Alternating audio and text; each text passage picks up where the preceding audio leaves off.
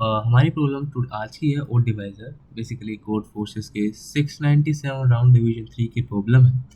And rating की बात करूँ तो कुछ अराउंड 900 की रेटिंग है, तो थोड़ा सा टिपिकली हार्ड हो सकता है किसी बिगिनर के लिए, या फिर बिगिनर ना भी हो तो थोड़ा सा ट्रिकी प्रॉब्लम अगर आपको लगी तो लेट्स सी इसको कैसे सोल्व करते हैं। इसे बेसिकली मुझे क्या क्या बोल रखा है कि आपको एक इंटीजर n दिया जाएगा और चेक करना है कि क्या एक ओ n जो है क्या वो एक ओड डिवाइज़र है। एटलीस्ट जो उसमें जो ओड डिवाइज़र होगा उसका वो ग्रेटर देन 1 होना चाहिए। यानी कि ऐसा बोला गया है कि जो आपका, अगर मैं कोई भी नंबर ले लेता हूँ 3, तो 3 के डिवाइज़र्स क्या क्या हुए, तो 1 एंड 3 इटसेल्फ। सो क्या 3 ओड है? हाँ यार, ओड तो है। दूसरा क्या, 4 के कौन कौन से डिवाइज़र हुए? 4 के मेरे डिवाइज़र्स हुए 1, 2 एंड 4 इटसेल्फ। क्या इसमें से मुझे कोई ओड डिवाइज़र मिल रहा है अदर देन 1? नहीं मिल रहा। अच्छा ठीक है, अगर मैं कोई दूसरा नंबर लूँ 7, 7 के मेरे क्या क्या डिवाइज़र्स होंगे? 1 होगा एंड द 7 इटसेल्फ। सो क्या मेरा 7 ओड है? आप बोलोगे यस, सिंपल सी बात है। अगर मैं दूसरा एग्जांपल लूँ, फॉर एग्जांपल लेता हूँ अपना 19, 19 नहीं, चलो 17 ले लेता हूँ। 17 में भी 1 एंड 17 इटसेल्फ, तो क्या ये ओड डिवाइज़र है? क्योंकि हाँ 17 है एक डिवाइज़र इसका और वो ओड भी है। अगर मैं एक दूसरा एग्जांपल देखूँ, जैसे देखता हूँ मैं 18, अगर मैं 18 के डिवाइज़र्स लिखूँ तो होंगे 1, 2, 3, 6, 9 एंड 18 इटसेल्फ। तो अगर मैं इसमें देखूँ क्या क्या इसमें ओड डिवाइज़र्स है, 3 है, 9 भी है, तो मैं बता सकता हूँ यस हाँ, जो मेरा 80 नंबर है वो मेरा एक ओड डिवाइज़र है। तो क्वेश्चन में से बस यही पूछा गया है कि आपको नंबर दिया जाएगा और आपको बताना है क्या वो एक ओड डिवाइज़र है। अगर है तो बस आप रिटर्न कर दो यस, ज़्यादा कुछ नहीं पूछा गया। अगर मैं इसमें थोड़े से कंस्ट्रेंट की तरफ देखूँ तो इसमें एक छोटी सी चीज़ ये बताई गई है कि जो पहला टेस्ट केस है उसमें, मतलब टेस्ट केस की जो लिमिट्स है डेट इज 10⁴, एंड जो मेरे इंटीजर सी वाले हैं इनकी रेंज मेरी 10⁴ दे रखी है। एक छोटी सी बात, जब आपको रेंज जो है वो 10⁹ से बड़ी आ जाए तो उस केस में आपको लॉन्ग लॉन्ग यूज़ करना है। सेकंड थिंग इज़ कि अगर आप देखो कि एक सेकंड में जो कंप्यूटर है वो कितने ऑपरेशंस कर सकता है, वो अराउंड 5 × 10⁷ ऑपरेशंस कर सकता है। यानी अगर मैं थोड़ा ढंग से समझाऊँ तो कोई भी जो कंप्यूटर होता है वो अगर एक सेकंड में कितने ऑपरेशंस कर सकता है, वो अराउंड 10⁷ ऑपरेशंस वो कर सकता है। अब मुझे टाइम लिमिट कितनी दे रखी क्वेश्चन में, मेरे को दे रखी है कि आप ना भाई टाइम लिमिट पर टेस्ट 2 सेकंड ही ले सकते हो। यानी कि अगर एक सेकंड में 2 × 10⁵ 5 × 10⁷ ले रहा है तो 2 सेकंड में कितना यूनिटरी मेथड से 10 × 10⁷ यानी 10⁸। यानी कि मुझे जो कोड लिखना है उसकी टाइम कॉम्प्लेक्सिटी 10 की पावर या तो 8 के ऑर्डर में हो, यानी कि हर टेस्ट केस जो है वो 10⁸ में चल जाए, या फिर वो इससे कम हो। सिंपल सी बात है। अगर नहीं समझ में आए तो थोड़ा सा और समझते हैं कि अगर वो एक सेकंड में इतने ऑपरेशन चल रहा है, अब मुझे क्या टेस्ट केसेस की जो वैल्यू है वो दे रखी है 10⁴ एंड मेरा इंटीजर दे रखा है 10⁴। अब मैं अगर देखूँ कि मान के चलता हूँ कि मेरे को ना जो मेरा क्या कहते हैं एग्जामिनर है या फिर मेरा जो टेस्टर है उसने 10⁴ दे दिए मेरे टेस्ट केसेस और 10⁴ दे दिए मेरे इंटीजर। तो अब क्या हुआ, 10⁴ इंटू 10⁴ कितने हुए, 10⁸। यहाँ पर आपको डबल भी लोगे तो वही बेटर रहेगा, वैसे तो ज़रूरत नहीं है, इसलिए मैं अभी हम लॉन्ग लॉन्ग ही लेंगे। छोटी सी बात समझ में है कि हम क्यों नहीं ले सकते इंटीजर, क्योंकि इंटीजर की रेंज ही अराउंड 10⁻9 होती, पता नहीं 7 होती, शायद 9 होती है वैसे तो इतना मैं ले सकता हूँ। आपको ये बात समझ में है कि हमें इस क्वेश्चन में लॉन्ग लॉन्ग क्यों लेना है, मुझे नहीं पता इस क्वेश्चन में आगे क्या करना है, हम बेसिक बेसिक चीज़ें स्टार्टिंग में समझ रहे हैं। सेकंड थिंग, अगर मैं इस क्वेश्चन में एक और चीज़ देखूँ वो ये कि हम एक पैटर्न ढूंढेंगे कि क्या इस नंबर में क्या अलग है, उस नंबर में क्या अलग है। दूसरी चीज़, अगर आपको ये चीज़ समझ में आती है कि अगर आप इसमें किसी भी नंबर की जो रेंज है वो 10⁻14 दे रखी है, तो क्या आप विजुअलाइज कर पा रहे हो कि क्या वो एक टीएलई हो सकता है अगर मैं एक सिंगल फॉर लूप लगाऊं। अगर हम थोड़ा आसान भाषा में समझे कि एक फॉर लूप का मतलब क्या होता है कि वो 1 से लेके n तक ट्रैवर्सल करे। यानी आप क्या करोगे, आपने देखा कि यार 18 मैंने नंबर लिया है, मेरे को 18 यूजर से नंबर मिला है।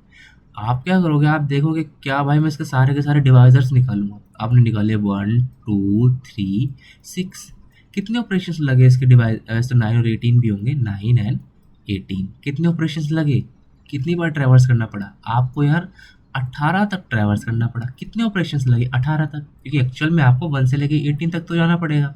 ऐसा तो नहीं है कि 19 भी डिवाइजर हो जाएगा उसका, 1 तो चलो सबका ही होता है।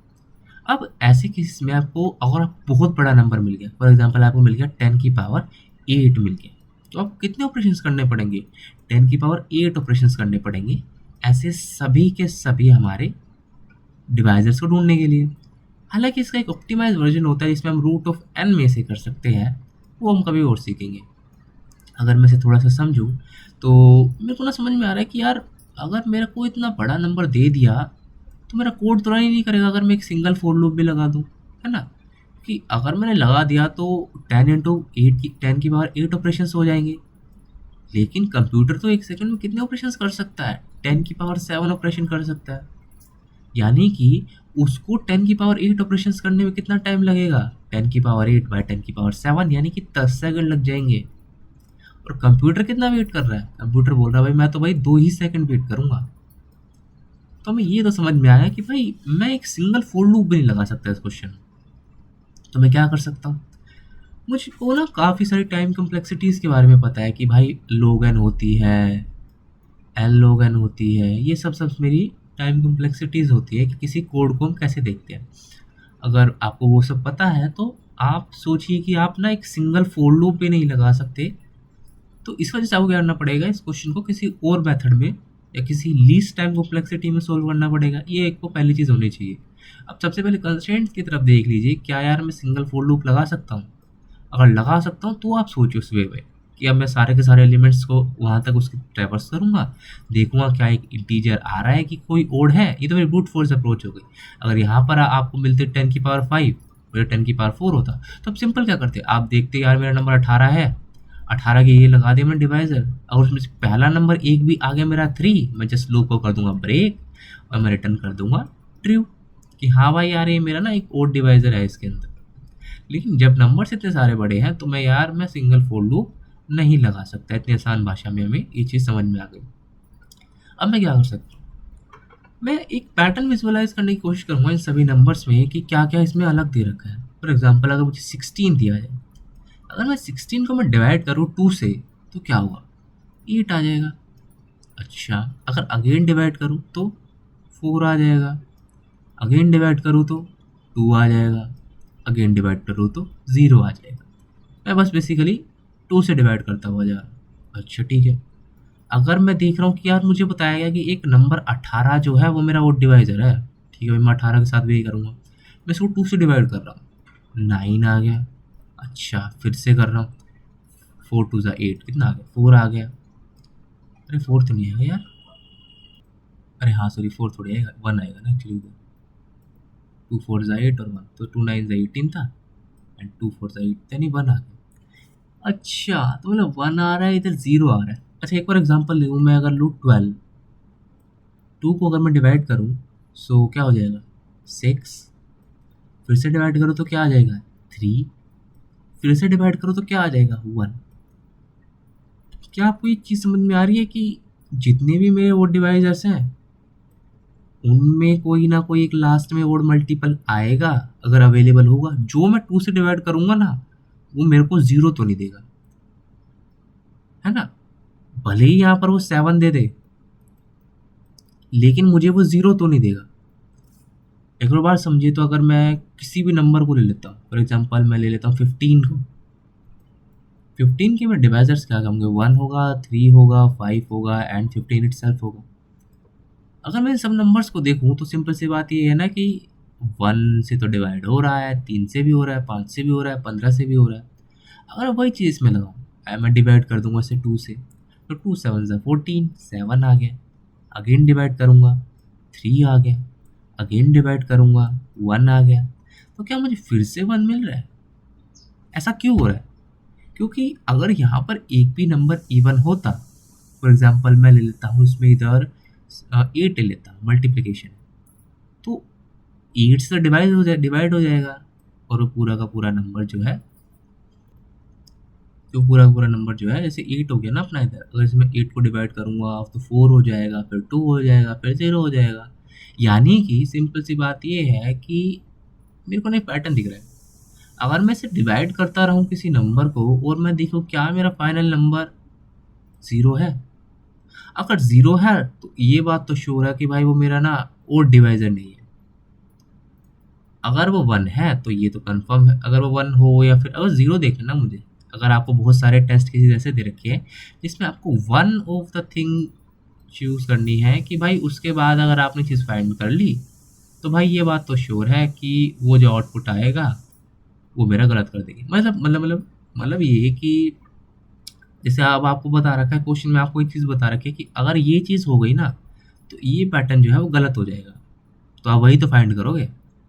अगर आपको 10 चीज़ें बताई गई हैं और आपको बोला गया है कि अगर आप उसमें से एक चीज़ उसमें से नहीं है तो ये पूरा पैटर्न ख़राब है। अरे